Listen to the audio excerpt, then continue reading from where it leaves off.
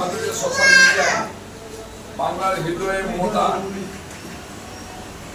এই যে আমাদের সোশ্যাল টিমটা আছে,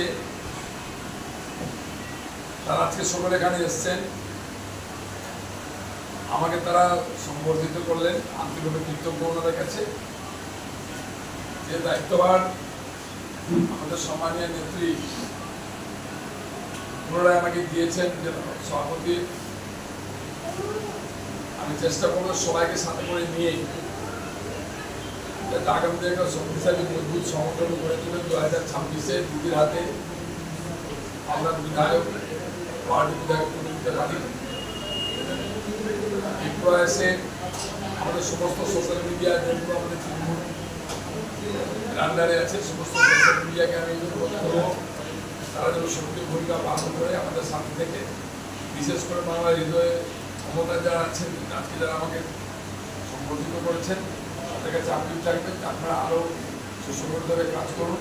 আজকে আপনাদের সাথে আছে, দল আপনাদের সাথে আছে, আমরা আপনাদের সাথে আছি।